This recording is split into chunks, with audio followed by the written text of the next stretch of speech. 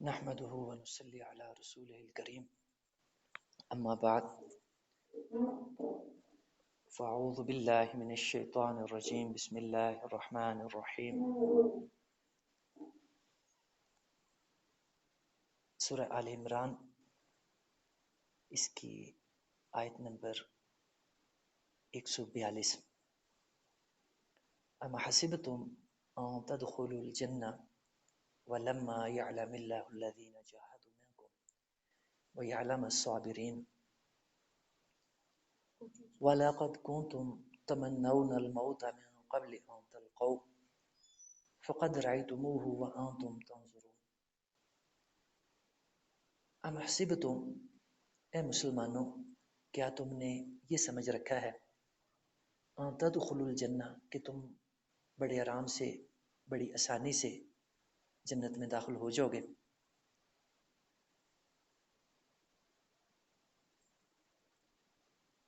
وَلَمَّا يَعْلَمِ اللَّهُ الَّذِينَ جَاهَدُوا مِنكُمْ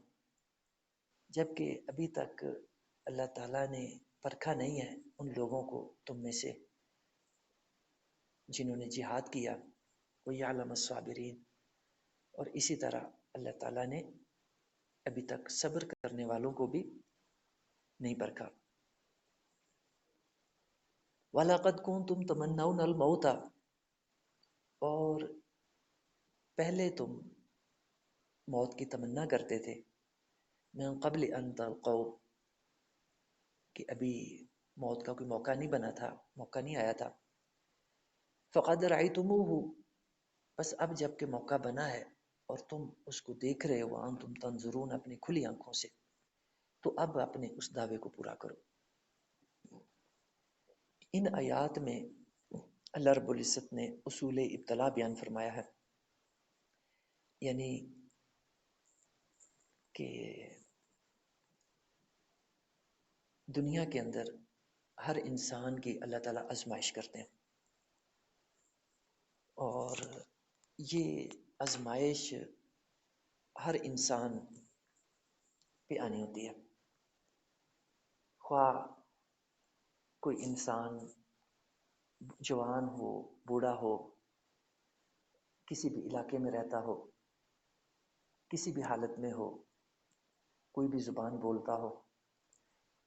یہ اللہ کا اصول ہے اور اس سے اللہ کے نبی پیغمبر نیک بندے وہ بھی جو ہے اس اصول میں سے گزرتے ہیں یہ اللہ کا سب کے لیے ہے اصول ابتلا اسے کہتے ہیں تو فرمایا کہ جو ہے تم یہ سمجھے بیٹھے ہو کہ اللہ کی جنت میں جو ہے تمہیں کچھ کرنا نہیں پڑے گا اور کوئی قربانی نہیں دینی پڑے گی اور کوئی کام نہیں کرنا پڑے گا اور اللہ کی اتنی بڑی اور اتنی اعلیٰ درجے کی جنت میں تم بغیر کچھ کیے داخل ہو جاؤ گے فرمایا یہ تمہاری خام خیالی ہے یہ تمہاری غلط سوچ ہے حقیقت ایسی نہیں ہے حقیقت یہ ہے کہ جنت کا حقدار بننا پڑتا ہے اور جب بندہ اللہ کی بھیجی ہوئی آزمائشوں میں پورا اترتا ہے تو پھر وہ جنت کا اللہ کے انعامات کا اللہ کی قرب کا اللہ کی رضا کا حقدار بنتا ہے تو جو ہے ایک مثال بھی بیان فرمائی انہی آیات کے اندر کہ جب غزوہ بدر ہوا سن 2 ہجری میں تو اس میں 313 مسلمان شریک ہو سکے تھے تو باقی نوجوانوں کی اکثریت اس غزوے میں شامل نہیں ہو سکی تھی تو ان کے اندر یہ جذبہ تھا ان کے اندر یہ خواہش تھی کہ جو ہے اب دوبارہ کوئی موت کا موقع آئے جہاد کا موقع آئے قتال کا موقع آئے تو ہم اللہ کی راہ میں جان دیں اللہ کی راہ میں لڑیں تو مدینے کے اندر منافقین کا بھی ایک بڑا گروہ تھا تو ایسے لوگ جو اصل میں مسلمان نہیں ہوتے اور جو ہے صرف زبان سے ہی ایمان کا دعویٰ کرتے ہیں تو ایسے لوگ اس طرح کی چیزوں میں بڑھ چڑھ کے حصہ لیتے ہیں. یعنی اصل میں نہ تو ایمان ہوتا ہے دل کے اندر، اور نہ ہی لڑنے کی خواہش ہوتی ہے، نہ ہی موت قبول کرنے کی خواہش ہوتی ہے. تو اب وہ اپنی اس کمزوری پہ پردہ اپنی باتوں کے ذریعے ڈالتے ہیں. یعنی وہ باتیں سب سے بڑھ چڑھ کے کرتے ہیں کہ موقع آ جائے تو ہم یہ کر دیں گے، ہم وہ کر دیں گے، ہمارے اندر یہ جذبہ ہے، ہمارے اندر اتنا شوق ہے. تو اس طرح کے لوگ باتیں بڑھ چڑھ کے کرتے ہیں جو اصل میں کچھ نہیں کرنا چاہ رہے ہوتے، تاکہ باتوں کے ذریعے ان کی منافقت پہ، ان کی کمزوری پہ پردہ پڑا رہے. تو اب جب احد کا موقع آیا تو اس میں مسلمانوں پہ سخت وقت بھی آیا جب 50 تیر انداز، جن کو اللہ کے پیارے نبی صلی اللہ علیہ وسلم نے درے پہ، احد کے درے پہ متعین فرمایا تھا کہ تم نے یہاں سے ہٹنا نہیں ہے، ہمیں فتح ہو یا شکست ہو تم نے اپنی پوزیشن برقرار رکھنی ہے. تو ان کو جو ہے خیال نہیں رہا نبی علیہ السلام کے فرمان کا، اور جب مسلمانوں کو فتح حاصل ہوئی ہے شروع میں، تو وہ مسلمان بھی اللہ کے نبی کی نافرمانی کرتے ہوئے انہوں نے درے کو چھوڑ دیا، اور وہ بھی آ کے مال غنیمت اکٹھی کرنے لگا. تو اب کیا تھا، کفار کو جو کہ بھاگ رہے تھے، میدان سے شکست ہو گئی تھی، ان کو پتہ چل گیا کہ مسلمانوں کے یہ جو تیر انداز احد درے پہ مورچہ سنبھالے ہوئے تھے، انہوں نے مورچہ خالی کر دیا. تو اب ان کو موقع مل گیا، اور خالد بن ولید جو کہ کفار کے لشکر کے میمنہ کے، جس کو رائٹ ونگ کہتے ہیں، اس کے کمانڈر تھے. انہوں نے سواروں کے دستے کو اپنے ساتھ تیار کیا، اور احد کی بیگ سے چکر کاٹ کے تو مسلمانوں کی پشت پر آ کے انہوں نے یکدم حملہ کر دیا. اور مسلمان اس وقت مال غنیمت اکٹھی کرنے میں لگے ہوئے تھے، مال غنیمت جو ہے لوٹنے میں لگے ہوئے تھے. تو ان کو اندازہ ہی نہیں تھا کہ ہماری بیگ پہ حملہ ہو سکتا ہے. تو جب یکدم حملہ ہوا تو اب مسلمان بدحواس ہو گئے، اور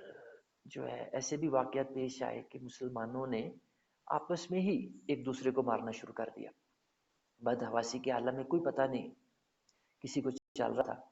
کہ مسلمان کے ساتھ لڑائی ہو رہی ہے کہ کسی کافر کے ساتھ ہو رہی ہے. تو حضرت حذیفہ کے والد حضرت یمان رضی اللہ تعالیٰ عنہ، وہ اسی بغداد کے اندر مسلمانوں کے ہاتھوں ہی مارے گئے، حالانکہ مسلمان تھے. تو حضرت حذیفہ آوازیں دیتے رہ گئے، چیختے رہ گئے، لیکن اتنی بدحواسی کا عالم تھا، اتنا سخت وقت تھا کہ کسی کو کوئی پتہ ہی نہیں چل رہا تھا، کوئی آواز سنائی نہیں دے رہی تھی. تو اب جب کہ موت جو ہے اپنا منہ کھولے ہوئے تھی، تو اب جتنے منافق قسم کے لوگ تھے جو مسلمانوں کی صف میں ملے ہوئے تھے اور کمزور ایمان کے لوگ تھے، تو اب انہوں نے تو بھاگنا شروع کر دیا. وہ تو نظر ہی نہیں آ رہے تھے کہاں گئے. تو اللہ تعالیٰ نے اسی کی طرف اشارہ فرمایا ہے کہ تم موقع آنے سے پہلے تو بڑے دعوے کر رہے تھے کہ ہم جان دیں گے، ہم اللہ کی راہ میں لڑیں گے، اپنی جو ہے موت قبول کریں گے، ہمیں موت کا بڑا شوق ہے، شہادت کا بڑا شوق ہے، شہادت حاصل کرنے کا. تو فرمایا کہ اللہ تعالیٰ جو ہے زبانی کلامی باتوں کو نہیں دیکھتا، بلکہ اللہ تعالیٰ تمہارے عمل کو دیکھتا ہے. تم عمل سے کیا کرتے ہو؟ باتیں تو ساری کر لیتے ہیں، لیکن جو عمل سے اپنی صداقت پیش کرتے ہیں وہ اصل میں سچے ہوتے ہیں. تو جن مسلمانوں نے اللہ کی راہ میں ایسے مشکل وقت میں لڑے،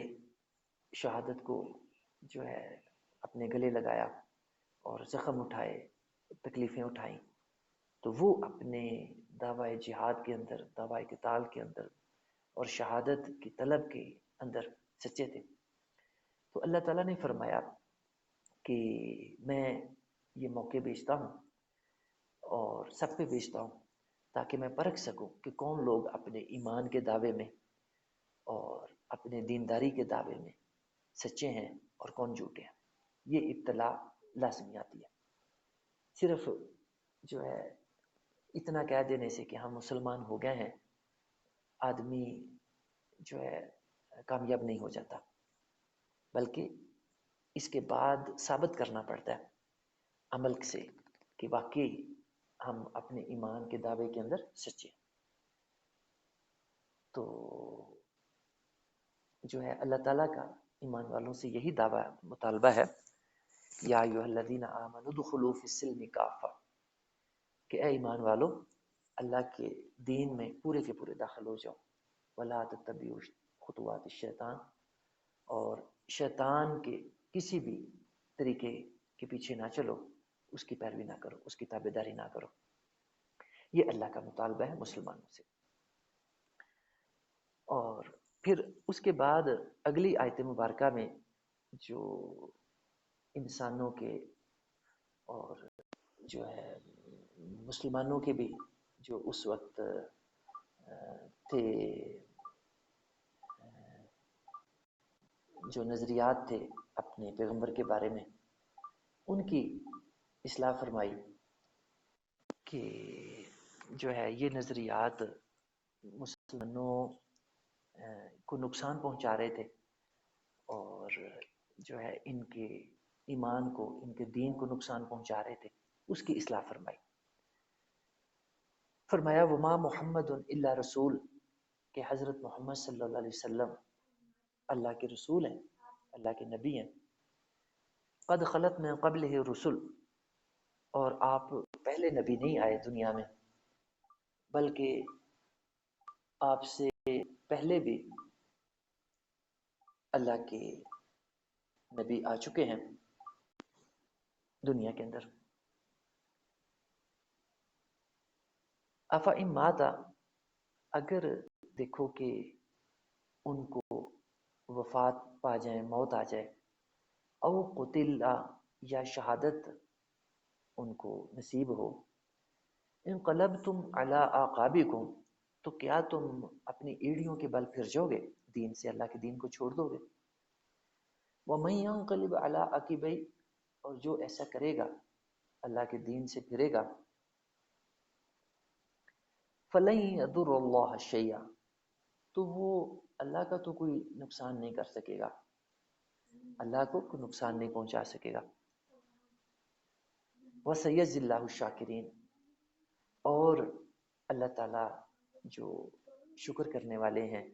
اللہ کی دی ہوئی نعمتوں پر، ان کو اللہ تعالیٰ عن قریب جزا عطا فرمائے گا، بدلہ عطا فرمائے گا. یعنی اس رہنمائی کی ضرورت غزوہ احد میں بھی حالات سے سامنے آئی کہ غزوہ احد میں جب ابن کمیہ نے حضرت مصعب بن عمیر کو شہید کر دیا، اور تو ان کی شکل حضور اقدس صلی اللہ علیہ وسلم کے ساتھ ملتی تھی، مشابہ تھی. تو جو ہے پھر وہی ابن کمیہ،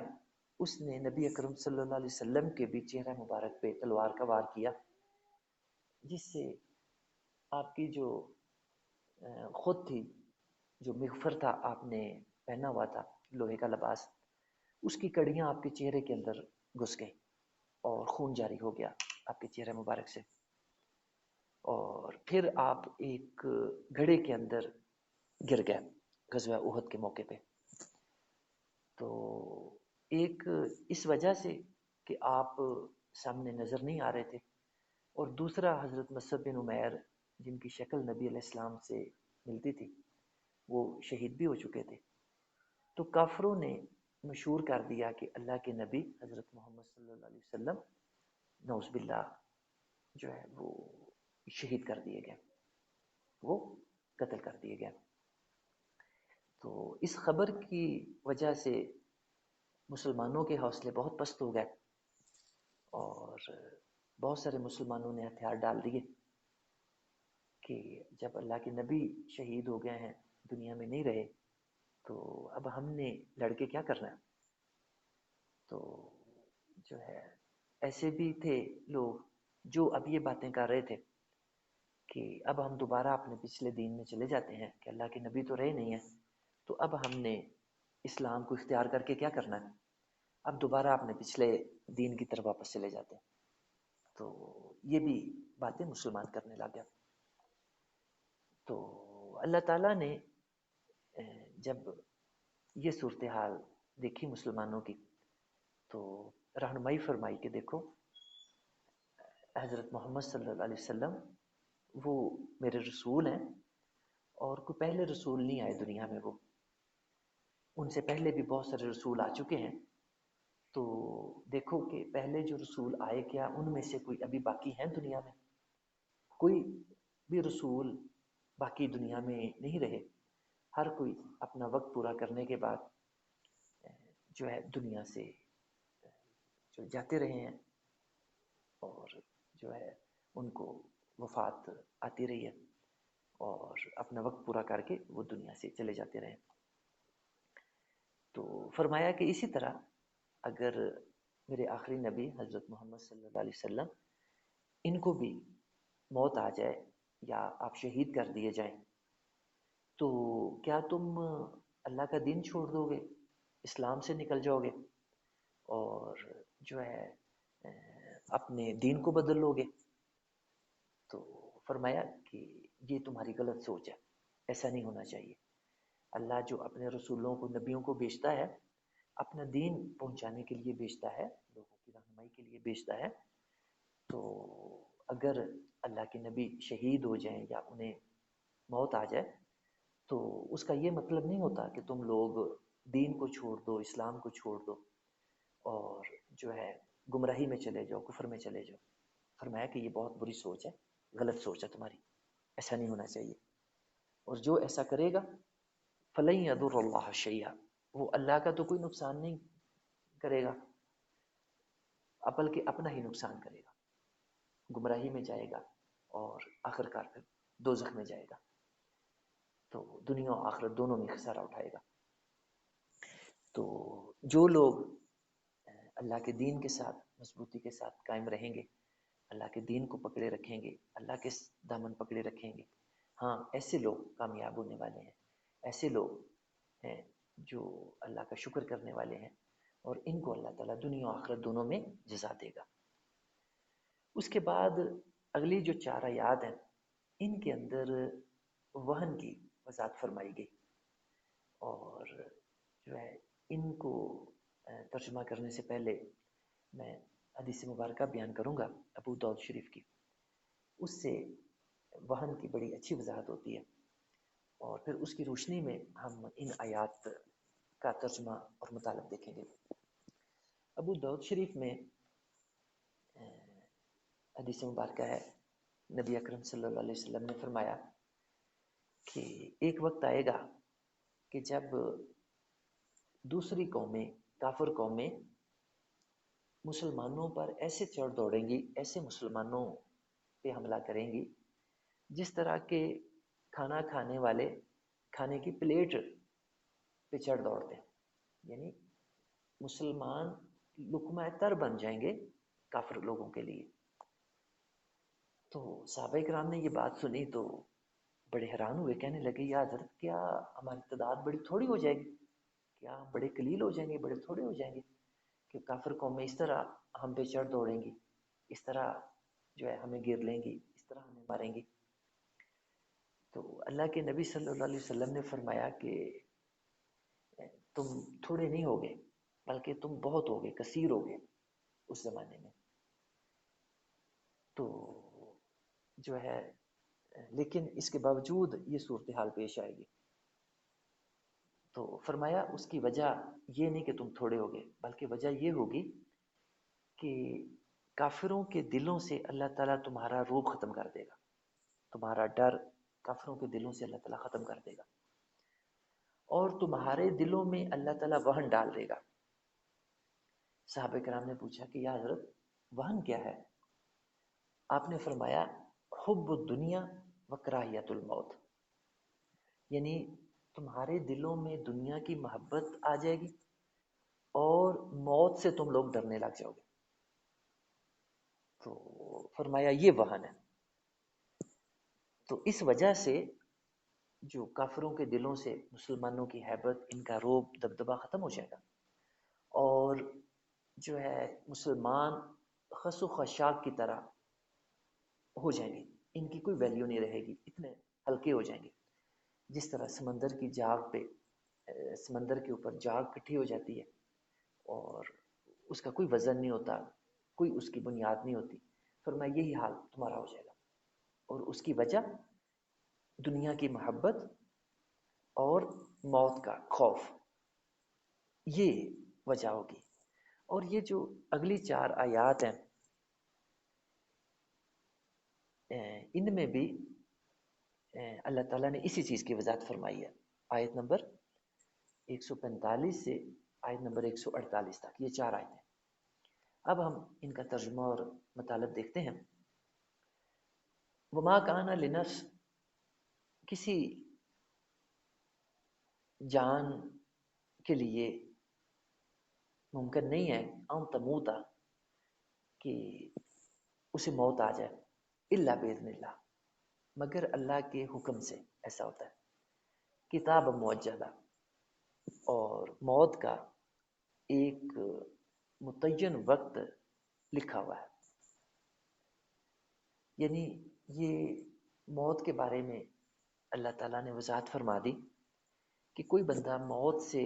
جتنا مرضی بھاگے، جتنا مرضی ڈرے، تو موت اٹل ہے اور اس نے اپنے وقت پہ آنا ہے. اس کا اللہ تعالیٰ نے ہر انسان کی موت کا ایک وقت لکھ دیا. وہ وقت نہ تو ایک لمحہ پہلے ہوتا ہے اور نہ ہی ایک لمحہ مؤخر ہوتا ہے، بلکہ ایگزیکٹ اپنے وقت پہ موت آ جاتی ہے. جو بھی اللہ تعالیٰ نے اس کا وقت لکھ دیا ہوا ہے، ہر انسان کی موت کا اسی وقت پہ آنی ہے.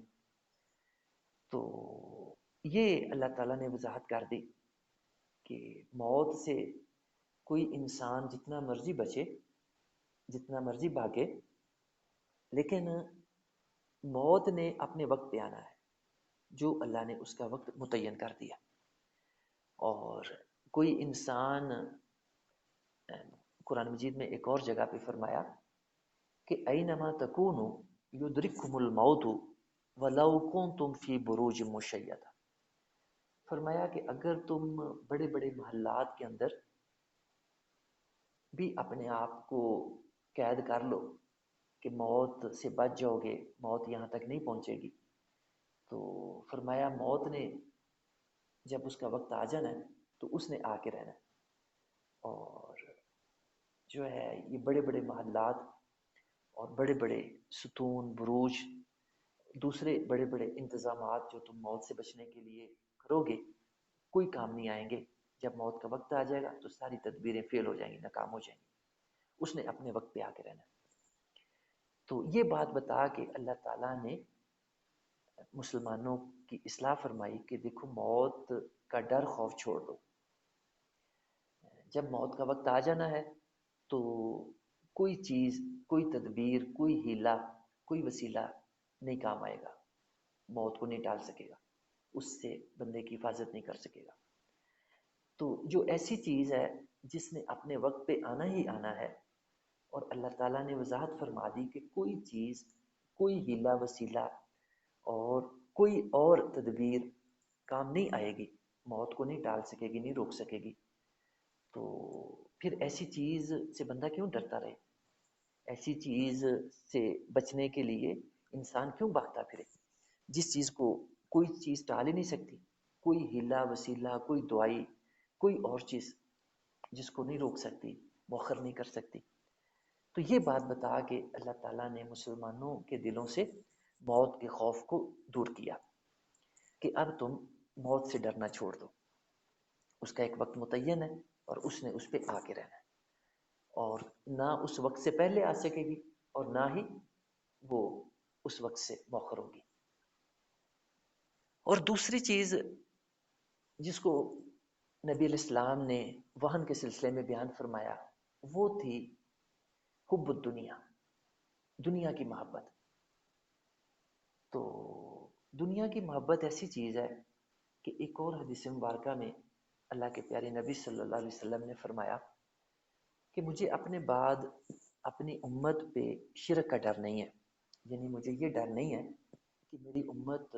بحثیت مجموعی شرک میں مبتلا ہو جائے گی، بلکہ مجھے اپنی امت پہ ڈر ہے کہ یہ دنیا میں پڑ جائے گی، دنیا میں مبتلا ہو جائے گی۔ تو اتنا بڑا یہ فتنہ ہے دنیا کا فتنہ۔ تو جو ہے اس کے بارے میں بھی محتاط ہونے کی بڑی ضرورت ہے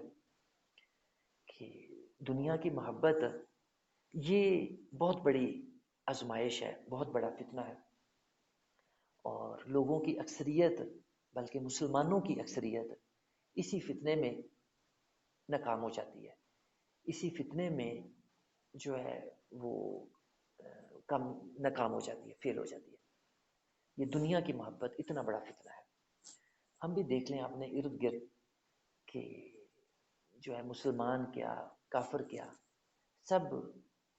دنیا کو اپنا خدا بنائے ہوئے ہیں اور دنیا کو ہی سب کچھ سمجھے بیٹھے ہیں، اور کوئی بھی کام کرتے ہیں تو ایسے کرتے ہیں کہ جس طرح ہمیشہ دنیا میں رہنا ہے۔ باقی لوگ رہیں یا نہ رہیں،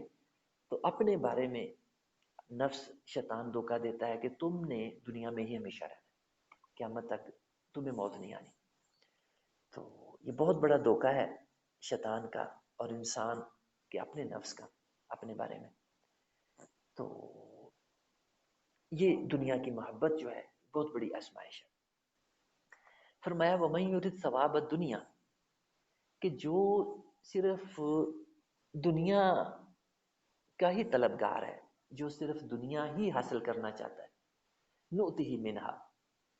تو فرمایا کہ ہم اس میں سے کچھ دے دیتے ہیں اس کو۔ یعنی یہ نہیں کہ جو کچھ انسان طلب کرتا ہے اس کو دنیا میں سب کچھ مل جاتا ہے۔ کتنے لوگ ہیں سارا دن مشقت کرتے ہیں، محنت کرتے ہیں، اور جانوروں کی طرح، گدھے کی طرح سارا دن لگے رہتے ہیں، اور جو ہے جو کچھ ان کی خواہش ہوتی ہے کہ دنیا اتنی مل جائے، اتنی مل جائے، نہیں ملتی۔ جتنا مرضی کوشش کر لیں اتنی ہی ملتی ہے جتنی اللہ نے لکھی ہوتی ہے، جتنی اللہ نے مقدر کی ہوتی ہے، اتنی ہی ملتی ہے۔ وَمَن يُرِدْ ثَوَابَ الْآخِرَةِ، اور جو آخرت کا طلبگار ہوتا ہے، آخرت کے لیے کوشش کرتا ہے، نُؤْتِهِ مِنْهَا، تو فرمایا کہ اس کو ہم آخرت میں سے دے دیتے ہیں، آخرت کا جو ہے اجر اس کو دے دیتے ہیں، آخرت کا حصہ اس کو دے دیتے ہیں۔ وَسَنَجْزِي الشَّاكِرِينَ، اور فرمایا کہ جو ہمارے نیک بندے ہیں، جو ہماری نعمتوں کی، ہمارے دین کی قدر کرتے ہیں، ان کو ہم عنقریب اچھا بدلہ دیں گے۔ یہ اللہ کا وعدہ ہے اپنے بندوں کے ساتھ۔ اور جو ہے آگے مثال بیان فرمائی اللہ تعالیٰ نے اسی سلسلے میں، اسی مضمون کی وضاحت کے لیے، وَكَأَيٍّ مِّن نَبِی، فرمایا کہ کتنے نبی گزر چکے ہیں پہلے، قاتل، قتال کیا، لڑائی کی، معاہو، ان کے ساتھ، ربیون کثیر، بہت سارے اللہ والوں نے، فما وہنوا، تو انہوں نے وہن کو پیدا نہیں ہونے دیا اپنے اندر، لما اصابہم فی سبیل اللہ، جو بھی مشکلات ان کو پہنچی اللہ کی راہ میں، قتال کرتے ہوئے، جہاد کرتے ہوئے، اللہ کی راہ میں لڑائی کرتے ہوئے، تو انہوں نے وہن کو اپنے قریب نہیں آنے دیا۔ وہن کی وضاحت پہلے میں نے کی، نبی علیہ السلام نے فرمایا وہن کیا ہے؟ حب الدنیا و کراہیت الموت، دنیا کی محبت اور موت کا ڈر، موت کا خوف، یہ وہن ہے۔ تو جب یہ پیدا ہوتا ہے تو پھر اس کے نتیجے کے طور پہ انسان کے عمل میں، ارادے میں کمزوری آ جاتی ہے، اور اس کے نتیجے کے طور پہ پھر انسان دشمن کے آگے گھٹنے ٹیک دیتا ہے، ہاتھ کھڑے کر دیتا ہے، ہتھیار ڈال دیتا ہے، شکست تسلیم کر لیتا ہے۔ تو جن کے دلوں میں وہن نہیں آتا، وہ نہ تو پھر اللہ کی راہ پہ ان کے اندر ضعیفی پیدا ہوتی ہے، کمزوری آتی ہے ان کے ارادے میں، عمل میں، اور نہ ہی وہ دشمن کے آگے گھٹنے ٹیکتے ہیں۔ واللہ یحب الصابرین، اور اللہ تعالیٰ ایسے ہی ثابت قدم لوگوں سے محبت رکھنے والے ہیں۔ اللہ تعالیٰ ایسے ہی ثابت قدم لوگوں سے محبت کرتے ہیں۔ وما كان قولهم الا ان قالوا ربنا اغفر لنا ذنوبنا واسرافنا في امرنا وثبت اقدامنا وانصرنا على القوم الكافرين۔ اور یہ اللہ کے بندے جب جہاد کر رہے ہوتے ہیں، جب اللہ کے دین پر عمل کر رہے ہوتے ہیں، تو اس وقت ان کی زبان سے کیا کلمات نکلتے ہیں، کیا دعا نکلتی ہے؟ پہلا تو اپنے جو ہے رب سے اپنے گناہوں کی بخشش طلب کرتے ہیں، ربنا اغفر لنا ذنوبنا، کہ یا اللہ ہمارے گناہوں کو بخش دے، واسرافنا فی امرنا، اور جو ہم اپنے امور میں زیادتی جو ہے ہم کر بیٹھتے ہیں، اس کو یا اللہ بخش دے، وثبت اقدامنا، اور ہمارے قدموں کو ثابت فرما، ان کو جما دے، وانصرنا، اور ہماری مدد فرما علی القوم الکافرین، کافر لوگوں پر۔ یہ اللہ کے بندوں کی زبان پہ دعا جاری ہوتی ہے، جہاد کرتے ہوئے، اللہ کی راہ پر چلتے ہوئے، اللہ کے دین پر عمل کرتے ہوئے۔ تو اللہ تعالیٰ فآتاہم اللہ، اللہ تعالیٰ ان کو عطا فرماتا ہے، دیتا ہے ثواب دنیا، دنیا کا ثواب، وحسن ثواب الآخرہ، اور آخرت کا تو بہت ہی اچھا اجر اللہ تعالیٰ ان کو عطا فرماتا ہے۔ یعنی جو اللہ کے بندے ہیں ان کا مطمع نظر حب دنیا نہیں ہوتی، دنیا نہیں ہوتی، لیکن اللہ تعالیٰ نے جو ان کے لیے دنیا مقدر کی ہوتی ہے، دنیا کا حصہ لکھا ہوتا ہے، اللہ تعالیٰ ان کو وہ عطا فرماتے ہیں بغیر ان کے مانگے۔ اور جو آخرت کا اجر ہے جو کہ دنیا سے بہت بڑھ کے ہے، بہت بہتر ہے، تو وہ اللہ تعالیٰ بھی اپنے ان بندوں کو عطا فرماتے ہیں۔ اللہ تعالیٰ اللہ یحب المحسنین، اللہ تعالیٰ جو ہے اپنے ان بندوں سے محبت کرتے ہیں، احسان کرنے والے بندوں سے۔ اب جو احسان کی وضاحت ہے وہ بہت اچھی حدیث جبریل سے ہوتی ہے، جو کہ صحیح مسلم شریف میں حضرت عمر رضی اللہ تعالیٰ عنہ سے روایت ہے۔ بہت پیاری حدیث مبارکہ ہے، طویل حدیث مبارکہ ہے، تو میں اس کا جو حصہ صرف احسان سے متعلق ہے، صرف اس کو ابھی بیان کروں گا کہ جو ہے جبرائیل اسلام نبی علیہ السلام کے پاس تشریف لائے اور آ کے پوچھتے ہیں ومل احسان، اے اللہ کے نبی مجھے احسان کے بارے میں بتائیں، احسان کیا ہوتا ہے؟ تو اللہ کے پیارے نبی صلی اللہ علیہ وسلم نے فرمایا الاحسان،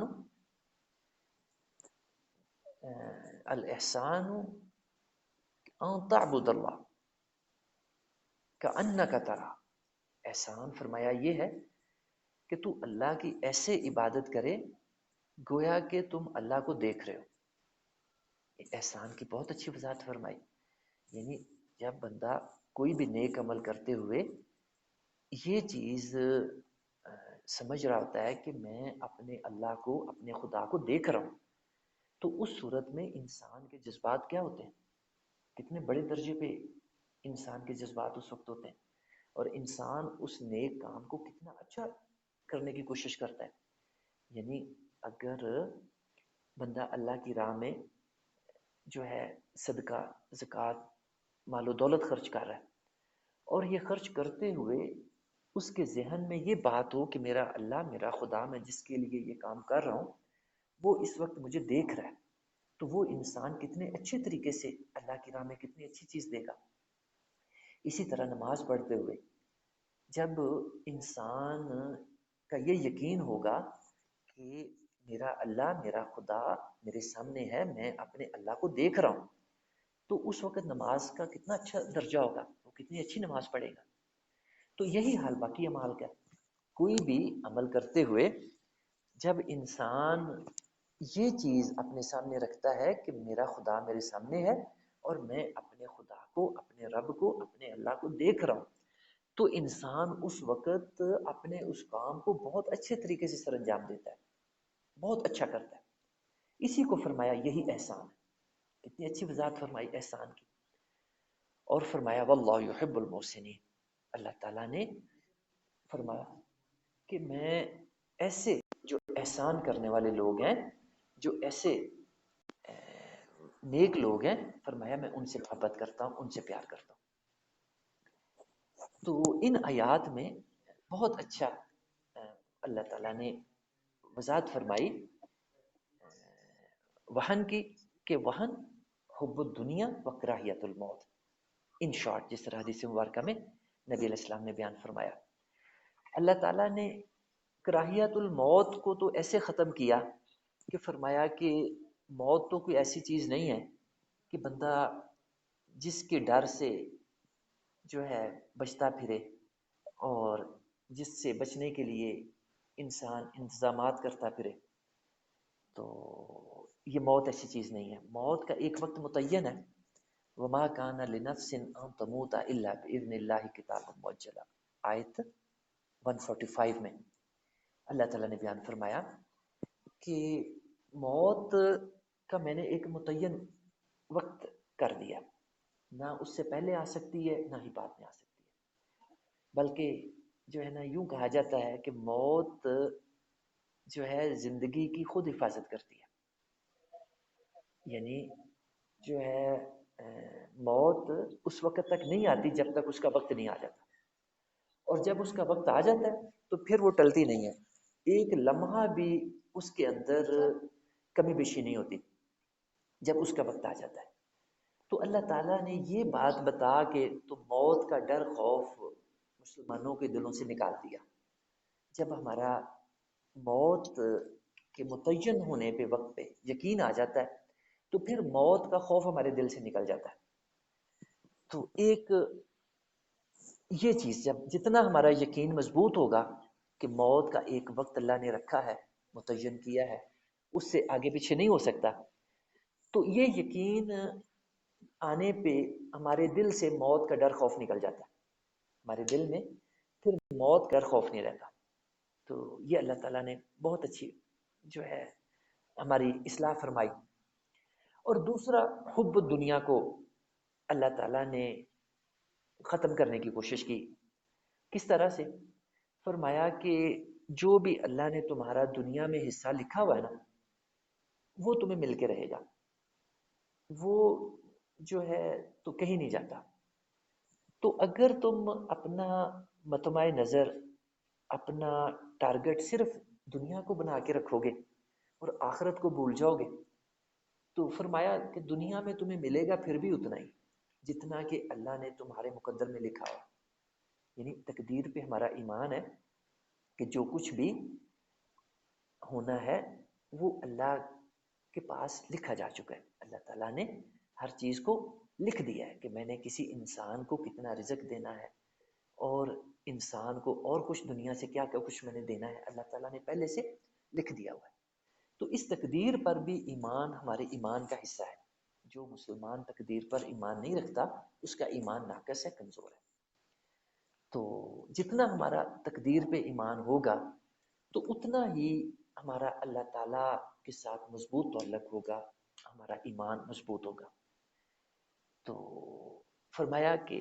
جو صرف دنیا کو ہی اپنا مطمع نظر بناتا ہے، صرف دنیا کو ہی سب کچھ سمجھتا ہے، تو جو ہے فرمایا کہ جتنا اللہ نے لکھا ہوا اس کے مقدر میں اس کو ملتا پھر بھی اتنا ہی ہے، جتنی مرضی وہ دنیا کے لیے کوشش کر لے. ہم اپنے سامنے دیکھتے ہیں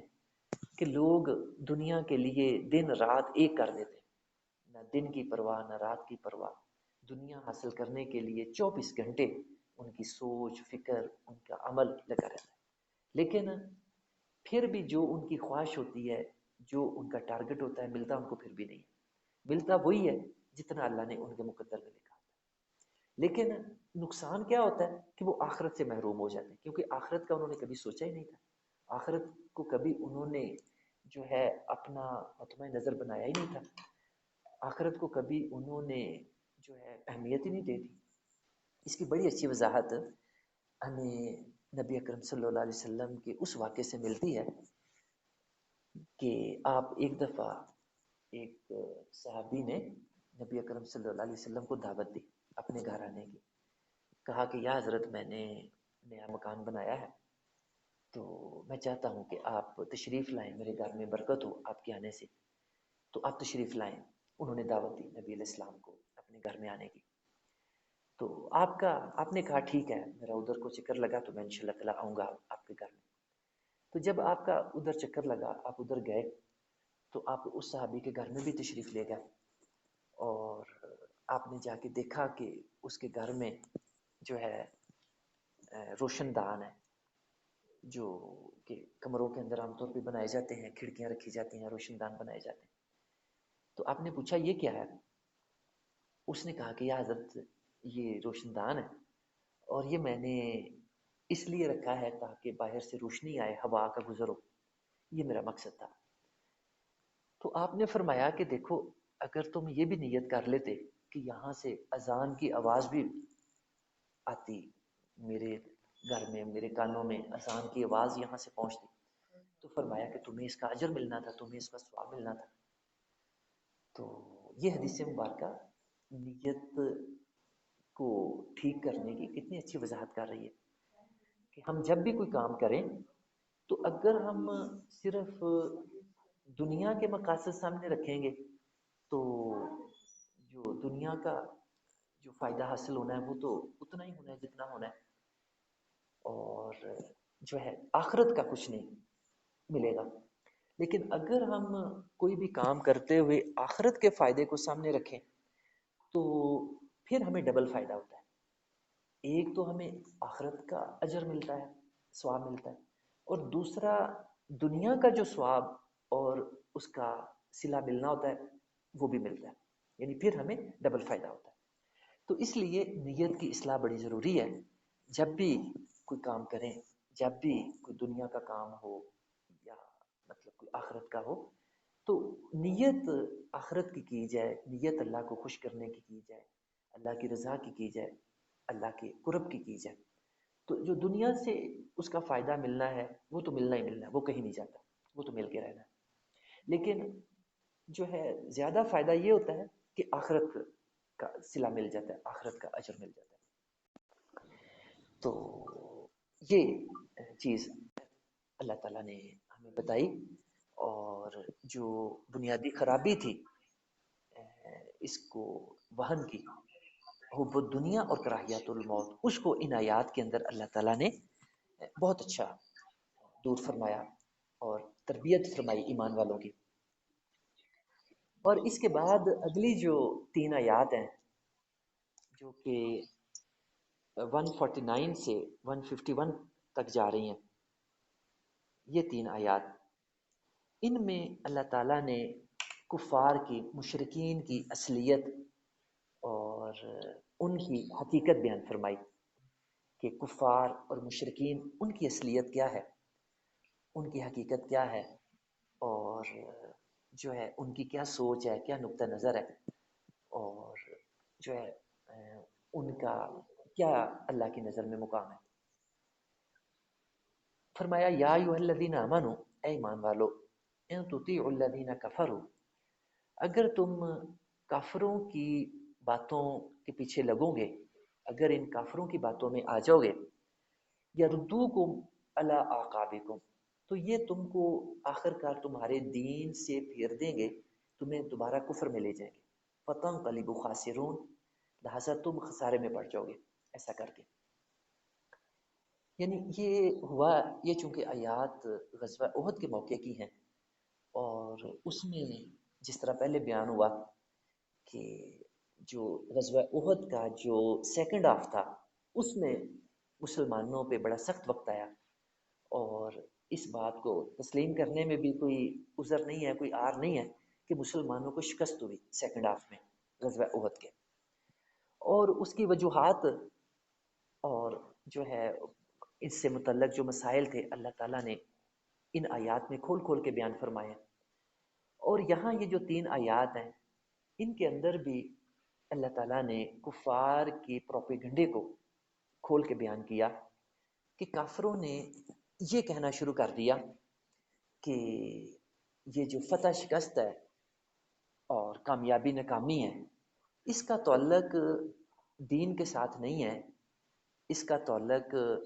مذہب کے ساتھ نہیں ہے، اور اس کا تعلق کوئی فرشتوں کے ساتھ نہیں ہے، بلکہ اس کا تعلق وسائل کے ساتھ ہے، تدبیر کے ساتھ ہے۔ اسی وجہ سے تو جو ہے کبھی مسلمانوں کو فتح ہو جاتی ہے، کبھی ہمیں ہو جاتی ہے، اور اگر اس کا تعلق مذہب اور دین کے ساتھ ہوتا تو ہمیشہ ہمیں شکست ہوتی اور مسلمانوں کو فتح ہوتی۔ یعنی اس طرح کی گمراہی کی باتیں، اس طرح کا پروپیگنڈا کافروں نے غزوہ احد پہ مسلمانوں کو شکست ہونے پہ شروع کر دیا۔ کیونکہ احد سے پہلے جس طرح ہم نے پچھلی نشستوں میں پچھلی آیات پڑھی تھی، اس میں اللہ کے پیارے نبی صلی اللہ علیہ وسلم نے مسلمانوں کو خوشخبری دی تھی کہ دیکھو، اگر کفار 3000 آ رہے ہیں نا تم پہ حملہ کرنے کے لیے، تو فرمایا کہ تم بھی حوصلہ نہ ہارو، ہمت نہ ہارو، اللہ تعالیٰ، مجھے امید ہے کہ 3000 فرشتے تازہ دم تمہاری مدد کے لیے جنگ کے اندر اتاریں گے۔ تو اللہ تعالیٰ نے بھی اپنے نبی کی بات کا ریگارڈ کیا، اس کی لاج رکھی، اور اللہ تعالیٰ نے فرمایا بلا ان تصبروا وتتقوا وَيَأْتُوكُم مِّن فَوْرِهِمْ هَٰذَا يُمْدِدْكُمْ رَبُّكُمْ بِخَمْسَةِ آلَافٍ مِّنَ الْمَلَائِكَةِ مُصَوِّمِينَ۔ اللہ نے کہا کہ ٹھیک ہے، میرا نبی تمہیں 3000 کہہ رہا ہے، لیکن میں خدا کہتا ہوں کہ اگر بلا ان تصبروا وتتقوا، تم ثابت قدم رہے اور تم نے تقوی کا دامن نہ چھوڑا، وَيَأْتُوكُم مِّن فَوْرِهِمْ هَٰذَا، اور یہ کفار اچانک تم پہ حملہ آور ہوئے، یمددکم ربکم بخمسۃ آلاف من الملائکۃ مصومین، تو فرمایا میں خدا تمہاری مدد کے لیے 5000 اسپیشل فرشتے بھیجوں گا، آسمان سے اتاروں گا، جو کہ ٹرینڈ ہوں گے لڑائی میں، اور تمہاری مدد کروں گا۔ یعنی اس طرح کی اللہ کے نبی کے اللہ کے وعدوں کے بعد جب احد میں شکست ہوئی سیکنڈ ہاف میں مسلمانوں کو، تو کفار نے اور منافقین نے یہ پروپیگنڈا شروع کر دیا کہ یہ نعوذ باللہ مذہب جھوٹا ہے، یہ جو ہے نبی سچے نبی نہیں ہے، ان کا دین سچا دین نہیں ہے، یہ ایسے ہی جھوٹی باتیں کر رہے ہیں۔ اور پھر انہوں نے یہ پروپیگنڈا شروع کر دیا کہ فتح شکست کا تعلق مذہب دین سے نہیں ہوتا، بلکہ اس کا تعلق وسائل کے ساتھ ہوتا ہے، اس کا تعلق تیاری کے ساتھ ہوتا ہے، اس کا تعلق تدبیر کے ساتھ، پلاننگ کے ساتھ ہوتا ہے۔ تو ایسی گمراہی کی باتیں جب کفار کی طرف سے اور منافقین کی طرف سے سامنے آئیں تو اللہ تعالیٰ نے ان پہ تبصرہ فرمایا، ان کی حقیقت بیان فرمائی۔ پہلے تو کہا کہ تم کفار کے اس پروپیگنڈے پہ کان نہ دھرو کہ ان کی یہ باتیں جھوٹی باتیں ہیں اور گمراہی والی باتیں ہیں، سچی باتیں نہیں ہیں۔ فرمایا کہ اگر تم نے ان کی باتوں پہ کان دھرا، ان کی باتوں پہ توجہ دی، تو یہ آخر کار تمہیں تمہارے دین سے پھیر دیں گے، تمہیں دوبارہ کفر میں لے جائیں گے، اسلام سے ہٹا کے۔ تو جب تم نے ایسا کیا فَتَنْقَلِبُوا خَاسِرِينَ، تو دنیا و آخرت میں خسارہ پانے والے تم ہو جاؤ گے۔ لیکن جو ہے تمہاری جو پوزیشن ہے وہ یہ ہے کہ بَلِ اللَّهُ مَوْلَاكُمْ، کہ تمہارا مولا اللہ ہے۔ مولا کا مطلب حمایتی، مددگار، ساتھی، دوست، بہو خیر الناصرین، اور وہی سب سے اچھی مدد کرنے والا ہے، اس سے بہترین مددگار کو نہیں ہے۔ تو فرمایا تمہاری یہ جب پوزیشن ہے تو تمہارا اور کافروں کا کوئی مقابلہ نہیں ہے، تمہارے ساتھ اللہ ہے، تمہارا مددگار اللہ ہے، اور کافروں کا کوئی مددگار نہیں ہے، ان کی کوئی بیس نہیں ہے، کافروں کی، مشرکوں کی کوئی بیس نہیں ہوتی۔ سَنُلْقِي فِي قُلُوبِ الَّذِينَ كَفَرُوا الرُّعْبَ، فرمایا کہ تم حوصلہ رکھو، یہ ابھی عارضی اور وقتی طور پہ یہ جو ان کو کچھ فتح ملتی ہوئی نظر آئی ہے، اس کی بھی اصل وجہ کفار کی کوئی پلاننگ، ان کے وسائل یا ان کی کوئی مادی قوت طاقت نہیں تھی، بلکہ جیسے پہلے بیان ہوا کہ یہ مسلمانوں کی صبر اور تقوی میں کمی کی وجہ سے یہ صورتحال پیش آئی، کیونکہ اللہ تعالیٰ نے مدد کا وعدہ کیا تھا، بھلا ان تصبروا وتتقوا، کہ اگر تم صبر کا دامن نہیں چھوڑو گے، وتتقوا اور تقوی کا دامن نہیں چھوڑو گے، تو پھر میری مدد آئے گی۔ لیکن یہ دونوں چیزیں مسلمانوں نے چھوڑ دی غزوہ احد کے اندر۔ وہ جو 50 تیر انداز تھے نبی علیہ السلام نے جن کو متعین فرمایا تھا احد کے درے پر، انہوں نے اللہ کے نبی کی نافرمانی کی، صبر سے بھی دور ہوئے، صبر کو بھی چھوڑا اور تقوی کو بھی چھوڑا۔ تو جو ہے اللہ کی جو مدد کا وعدہ تھا وہ صبر اور تقوی کے ساتھ تھا۔ مسلمانوں نے ان دونوں چیزوں کو جب چھوڑا تو ان کی جو فتح تھی شکست میں تبدیل ہوئی۔ یہ اصل وجہ تھی احد کی شکست کی۔ لیکن کفار نے پروپیگنڈا جو ہے وہ شیطانی گمراہ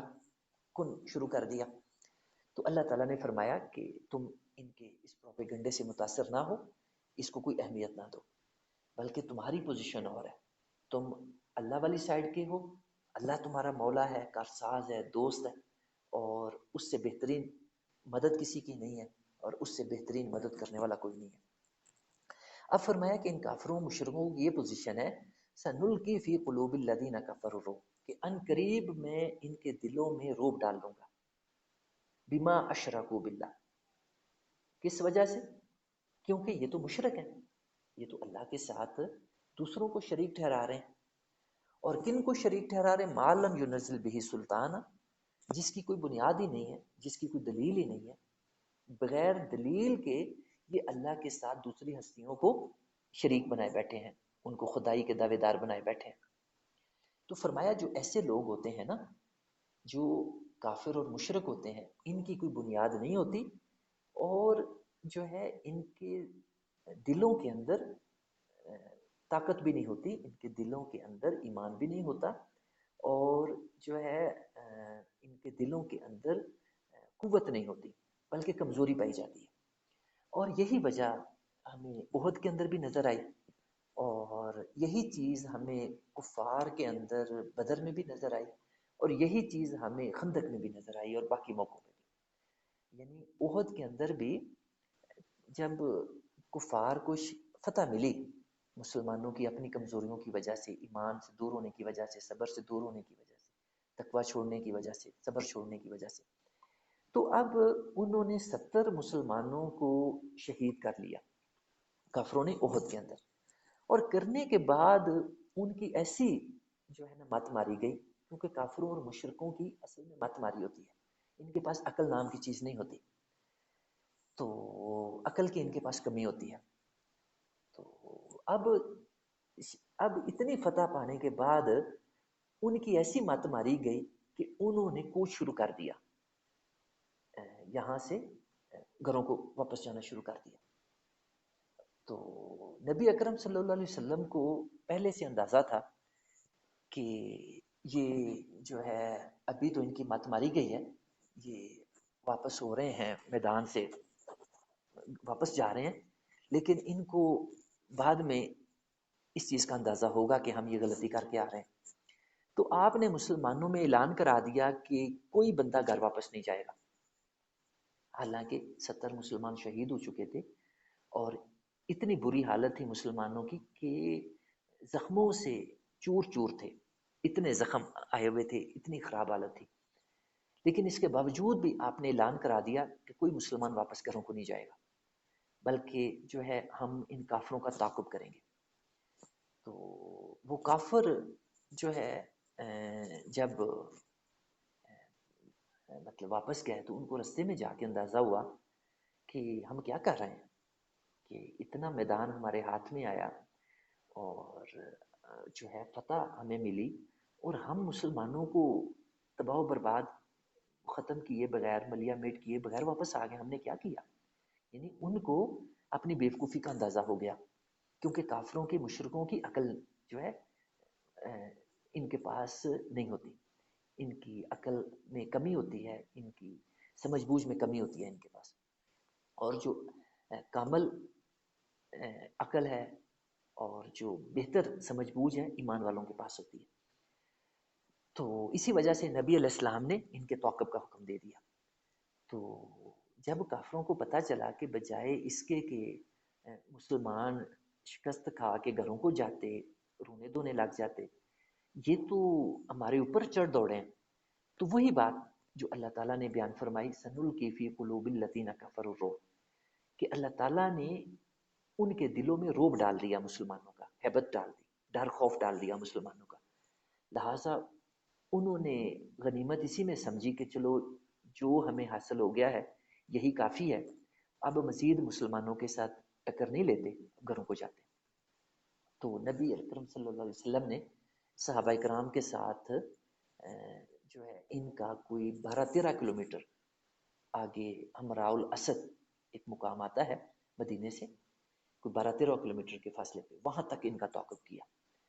تو جب کفار 12-13 کلومیٹر دور بھی نہیں ٹھہرے تو اب یہ کنفرم ہو گیا کہ اب وہ پیچھے مڑ کے نہیں دیکھتے، اب وہ جا کے مکے ہی دم لیں گے. تو یہ اللہ کی مدد آئی اس موقع پہ مسلمانوں کے ساتھ، کیونکہ مسلمانوں کے پاس، مومنوں کے پاس، ایمان والوں کے پاس عقل ہوتی ہے، سمجھ بوجھ ہوتی ہے، اور کفار کے پاس اسی چیز کی کمی ہوتی ہے، مشرکوں کے پاس، کہ اگر اتنی ان کے پاس سمجھ بوجھ ہو تو وہ خیالی چیزوں کو، ہوائی چیزوں کو اللہ کے شریک بنائیں، اللہ کے برابر بنائیں اور خدائی میں دعوے دار بنائیں. تو یہ چیز اللہ تعالیٰ نے بیان فرمائی یہاں پہ. تو جو ہے یہ مضمون تھے ان کے احد پہ جو اللہ تعالیٰ نے اصلاح فرمائی، اور جو غلط پروپیگنڈا چل رہا تھا اللہ تعالیٰ نے اس میں صحیح نقطہ نظر ہمارے سامنے رکھا کیا تھا.